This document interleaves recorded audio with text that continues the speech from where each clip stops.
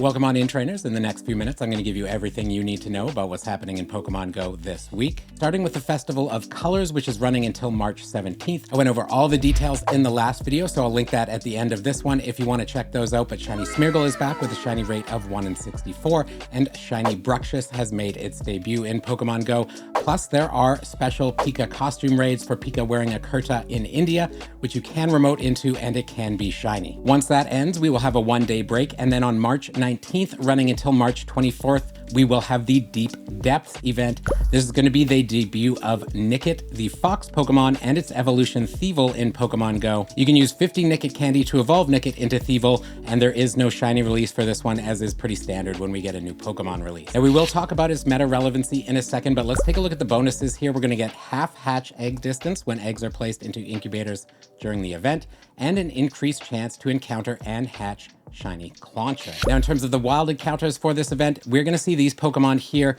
The best one here is Frillish, which evolves into Jellicent, which is good for Great League and doing the best in Ultra League. It's also pretty good for Scroll Cup, which is on now, and then a rarer encounter in the wild spawns for Nickit as well, so keep your eyes out for that one for sure. And then the rest of these are Spice in Scroll Cup, but otherwise mostly shiny hunts. And that includes Thievul, Nickit's evolution, which tops out at 2,415 CP for the Hundo, and it is a pure dark type both as Nickit and Thievul. And speaking of the Hundo, if you are hunting it, here are the CPs you want to watch out for.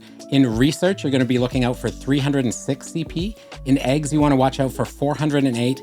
And then in the wild, a lot of different CPs can be hundos, so catch and check them all. But there are two CPs you can be certain about that are hundos. So if it isn't weather boosted and it's 612, it'll be a hundo. If it's weather boosted and it's 663 CP, it will be the hundo. And then that weather for boosting Nickit is foggy weather. There are also going to be 7-kilometer eggs for this event. Those are the ones that you get from opening gifts from friends. In there, we're going to see Galarian Corsola, Poniard, Clauncher, and then Nickit as well. We're also going to have field research with encounters for event-themed Pokemon, a free timed research that gives 10 Cubfu candy, 1 mysterious component, encounters with event-themed Pokemon, and then once you complete the research, a bonus of 2 times Stardust for catching Pokemon. And if you want to add a little bit more to this event, there's going to be a $2 USD paid timed research that's going to get you 2 super incubators, 1 star piece, and then encounters with both Clauncher and Nickit. We're also going to have catch and evolve collection challenges and showcases for the event as well. All right, next up is Raikou Max Battle Weekend running March 15th and 16th. We are going to have some very nice bonuses for this. Some of them have already started, so let's take a look at what they are. For the weekend, we are going to get max particle collection limit increased to 1,600. Quarter adventuring distance to receive max particles.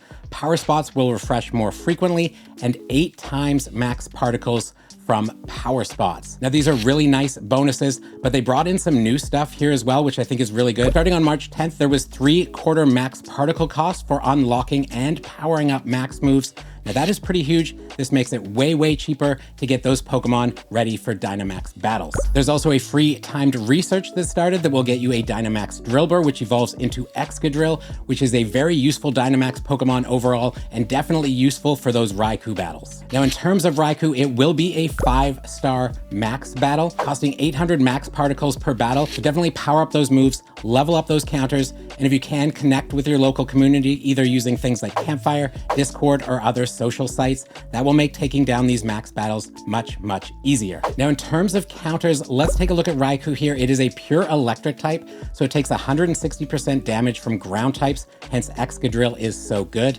Now, here are the top counters for attacking. Gengar is on here, could be a tricky one if Raikou has Shadow Ball, but if you don't know, you can back out of the max battle and then go back into it, and that will re-roll the moveset. Now, in terms of good defenders to take in, Excadrill is ranking very high there as well. Because of that ground typing, it takes 60.9% less damage from those electric type attacks. Some other good defenders here include Toxtricity, Venu, and Grookey, those grass types, which will take 37.5% less damage from those electric type attacks. And then if you're looking out for the Hundo CPs, you want to look for 1,972, or if it's rainy, so it's getting that weather boost, you want to look out for 2,466. We're also going to have a catch mastery event for Archen on Sunday, March 16th. This event comes with a shiny boost for Omanite, Kabuto, and Archen. 2 times XP for successfully catching Pokemon with nice throws or better, and another 2 times XP for successfully catching Pokemon with curveball throws. Now in the wild, we are going to see Omanite and Kabuto spawning more often, and then Archen will come from field research tasks that you complete based on your throws. So usually this is things like 3 curveball throws in a row, 7 great throws, that sort of thing. Then there's also going to be a free timed research that focuses on catching rock types. Completing it will get you 40 Archen encounters over the course of the research, and then a paid $2 USD timed research that gives another 40 Archen encounters as well. So lots of chances to grab those shinies during this event. And then the following weekend, we are going to have Totodile Community Day Classic on March 22nd. Totodile will be spawning everywhere in the wild with a shiny chance of 1 in 25. Starting with the event and running until March 29th at 10 p.m., you can evolve to Feraligatr to get Hydro Cannon, which you do want if you plan on using it. Also, if you have any good Shadow Totodiles or Croconaw that have Frustration removed, you'll be able to evolve them to get Hydro Cannon as well. Both the Shadow and non-Shadow version rank very well in all the open leagues, as well as the Scroll Cup that is happening right now and will go for a few days after the Community Day Classic. In terms of event bonuses, we're going to get quarter hatch distance when eggs are placed into incubators during the event. Lure modules activated during the event will last for 3 hours. Incense, excluding daily adventure incense, activated during the event will last for 3 hours. And then those snapshot encounters as well. We're also going to have the standard field research, giving more Totodile encounters. This is a great way to hunt the Shundos. Plus, there are those ones that give the special background. There's also the free timed special background research that goes on for a week after the event. And then a $2 USD special research that gives you a premium battle pass, a rare candy XL, some more encounters with Totodile, including 3 that have that background. Now, if you're hunting for the Hundo or Shundo, watch out for 485 CP from research. And then again, in the wild, there's a lot of different CP numbers that can be the Hundo, but the 2 that you can be sure give you the Hundo are 970 CP, or if it's weather boosted by that rainy weather, 1051 CP. All right, now let's talk about our usual weekly stuff, starting with the GBL Cups. Running till March 18th, we have the Ultra League and Scroll Cup.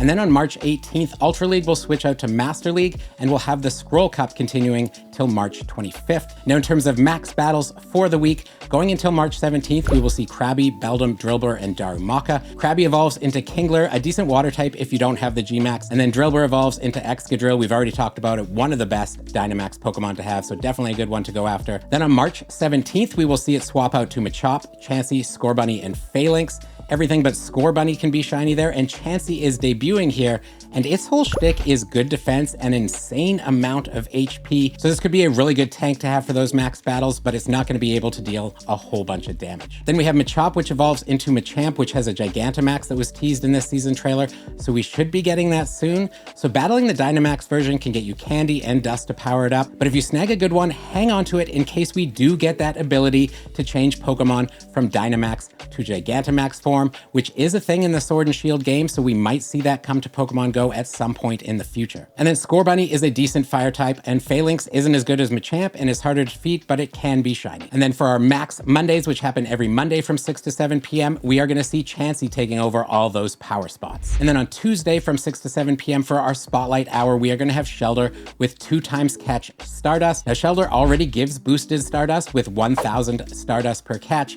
With the 2 times bonus, that's 2,000 Stardust. And then if you throw a star piece on, that is 3,000 Stardust per catch. So definitely a good one to grind. And Stardust, you can never really have enough of this in Pokemon Go, as you use it for doing basically anything with Pokemon to make them stronger. Then in terms of our raid bosses for our Mega Raids, we are going to have Mega Swampert out. That goes until March 22nd. Now, Mega Swampert is a mud boy with that water ground typing, so it takes 256% damage from grass types. And if you're going after it, here are the top counters, including Megas, Primals, and Shadows. And then here are the top counters not including Megas or Primals.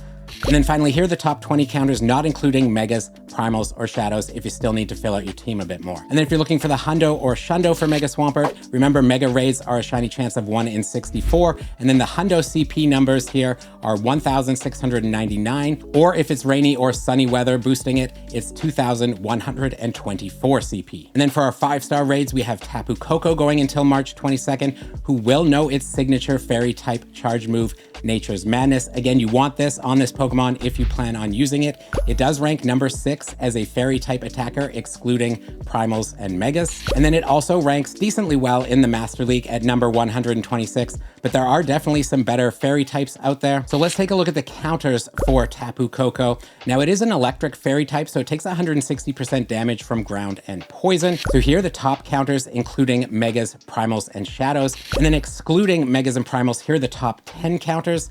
And then if you still need some more to fill out your team beyond that, here are the top 20 counters, excluding megas, primals, and shadows. Now the hundo CPs that you want to watch out for Tapu Koko are 1,810 non-boosted or 2,263 weather boosted, which will come from rainy or cloudy weather. And then our raid hour, which happens every Wednesday from 6 to 7 p.m. is going to be Tapu Koko with that signature move, Nature's Madness. And then of course we have our Shadow Legendary raids on the weekend as well, which is going to continue to be Shadow Regice. All right, everybody, that's all the information I have for you in this video. If you have any comments or questions, leave them down below or pop on over to our Discord. Lots of knowledgeable and helpful people there.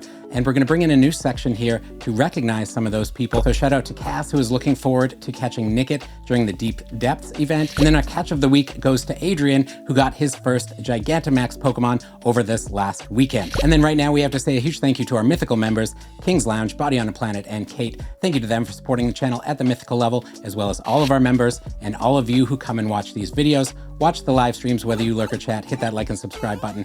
All of that stuff is super helpful, helps support the channel, helps spread the videos and the live streams. I'm very, very grateful for all of you. Happy hunting. Hope you get yourself some nice shinies during these events, and we'll see you in the next one, friends.